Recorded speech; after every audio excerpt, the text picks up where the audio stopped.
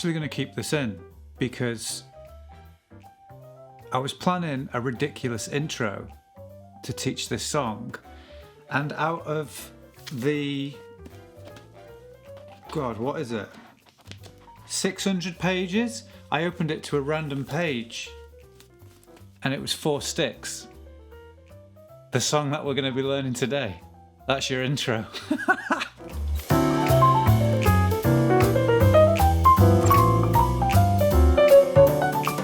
Recorded January 1971, mixed February 1971, and partly April 1971 between Sunset Sound Studios in Hollywood and Island Studios in London.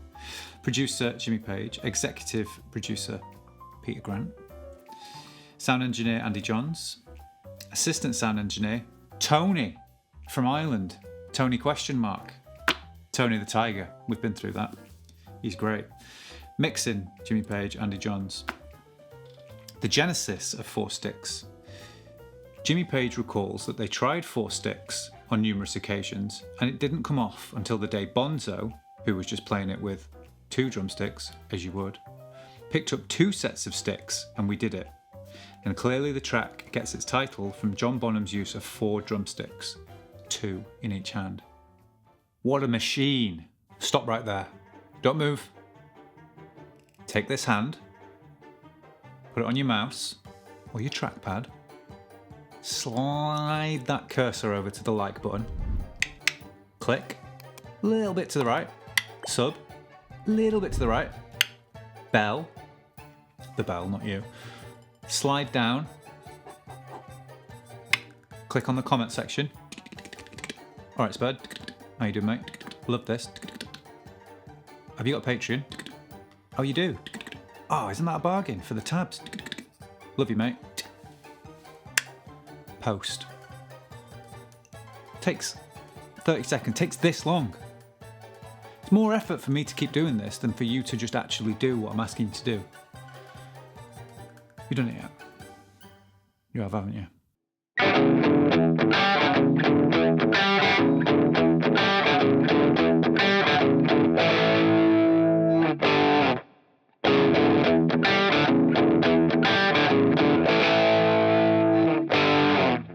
4 Sticks by Led Zeppelin, an absolute tune, as always. There's not an awful lot to learn in terms of different parts, but what's really important is the delivery and the control over dynamics, dropping between the different sections. Jimmy plays it with aggression and precision all at the same time. It's brilliant. This is the first riff we're going to learn slow.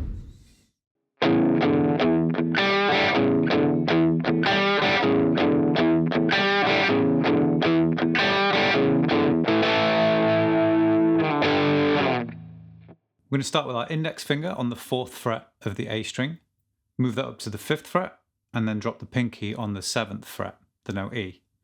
Each time you play one of those notes, you're going to hit the low, open E string at the same time.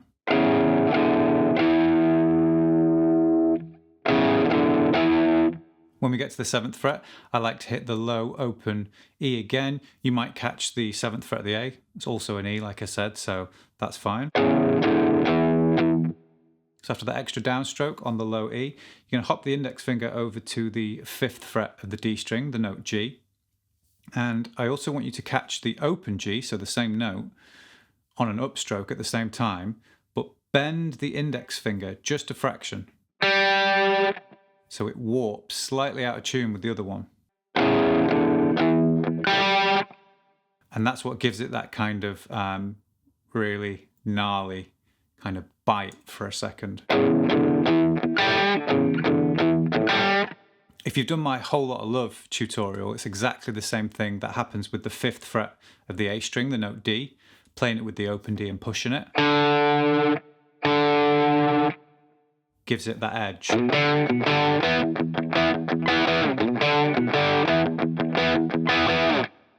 It's the same thing happening here in 4 Sticks.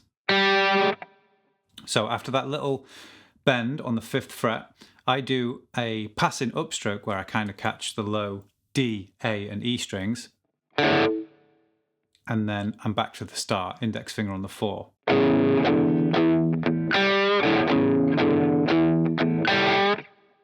That upstroke I mentioned then is just kind of like a trashy passing upstroke that allows my pick to come back up here, so I'm ready to go down at the start again.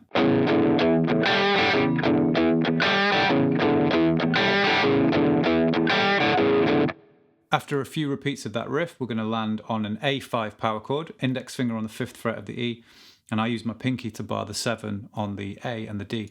The reason I use the pinky to bar rather than this shape is that my hand position doesn't have to move, so it's comfortable to just go between the riff and the power chords. You're going to go down, up, move down 2 frets to a G5, hit that on a down, and slide out to no note in particular. Kind of off the fretboard. And then come straight back up into your riff. After 2 repeats, power chords again.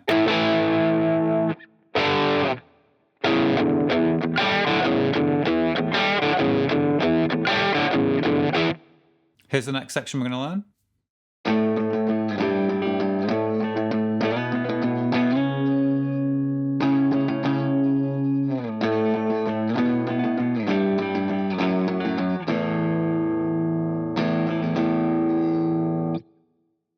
A little tip here, you could pre-roll off your neck volume to 4. So as you flip over, you've got a much cleaner sound ready to go for this section.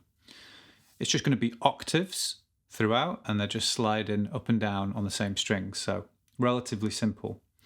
Index finger on the 5th fret of the low E, pinky on the 7th fret of the D, both the note A. Try and let the open A in the middle ring out, but you want the underside of the pinky to dampen that G, so it's not present in the chord. So the order is going to be 5, 3, 5, 7, 9. All your marked frets. And your rhythm is going to be down, down, up, down.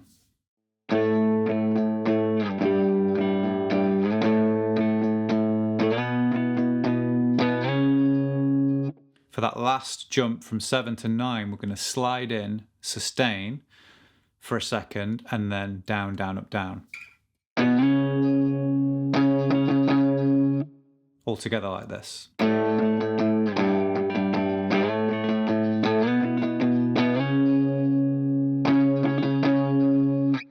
Second time, it's exactly the same concept, but we're just going to change the octaves. This time we're going to go 5, 7, 3, 2, and then open position.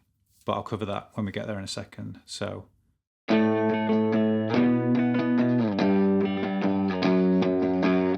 For this last one, you're just going to put your index finger on the 2nd fret of the D.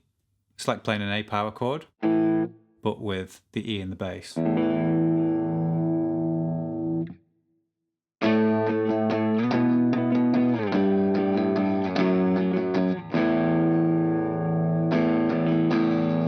And you've got that same sustain and then the extra strum. Both together.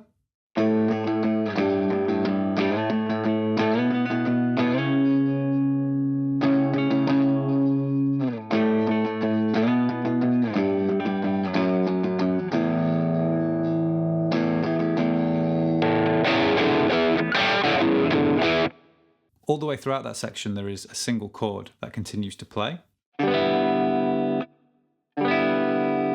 And it sounds like this chord. This is what I'm going for.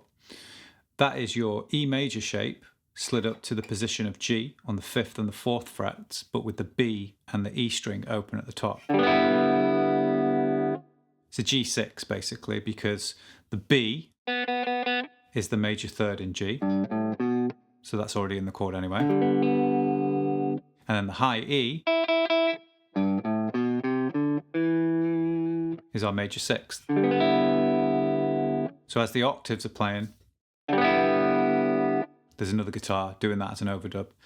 The hardest thing with this section is to find a friend who's willing to just sit there and play a G6 continually whilst you practice the more interesting octaves.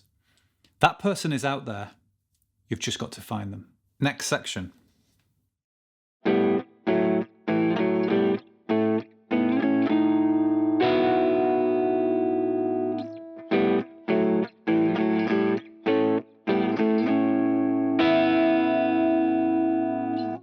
So we've got a lot of major and minor thirds now moving up and down the fretboard with a constant A in the bass, suggesting A Lydian,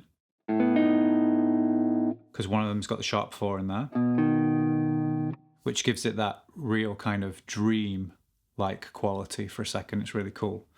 Now, to make it easier to understand, I'm going to either say major third or minor third, and then just give you the root note of that interval, okay? So, 5th fret of the D string, major third. 4th fret of the D string, minor third. 2nd fret of the D string, minor third. You can just slide back here and use your 3rd finger with the open G.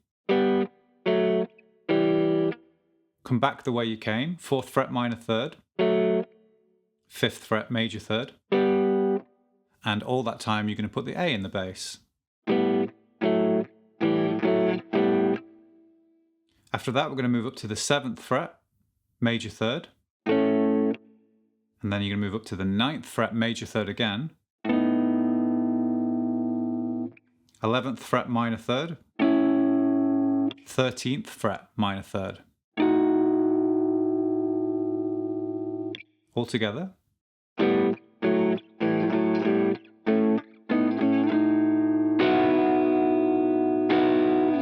You can chuck a second strum in there as well, and that would play out at the same time as the overdubbed other guitar. The second repeat is almost identical, except it changes just a little bit at the end. So first part's the same. After the major third at the 7th fret, we come back to the major third at the 5th, back to the major third at the 7th, and then the minor third at the 11th fret. So all together, that one.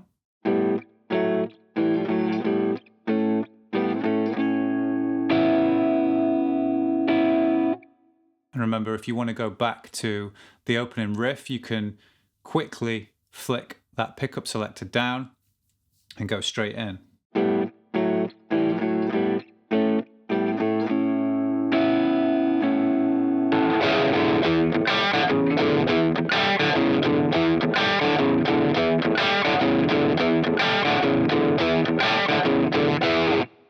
Now, the only thing that kind of changes towards the end is Jimmy's delivery and accenting of that opening riff, and it bounces off Bonham in a really cool way. So let me go from one to the other and see if you can tell the difference.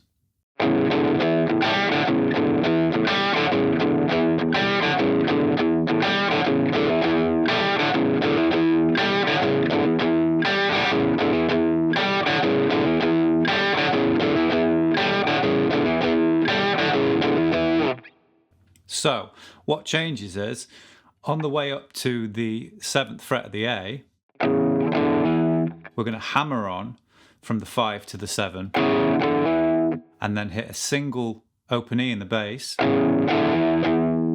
hold it for a second, go to that little micro bend upstroke, and then the same kind of trashy open strings back to the start.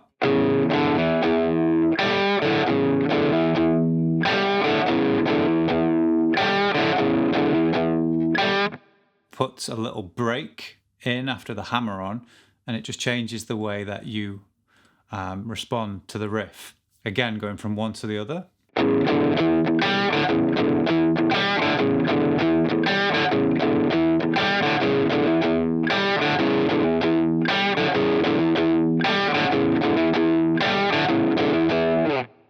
What's cool about it is you can get into Jimmy's head there, because I feel like he always has a really solid idea of what he's doing in terms of his guitar part and rhythmically as well. But when he's in the zone, he always starts to play off the other musicians. You know, it's not coincidental that at the end of Misty Mountain Hop, we had something similar going like... And then it changes to... for a variation. It's musical shapes, keeps things modulated, keeps the listener attentive. It's not boring. Here, the same.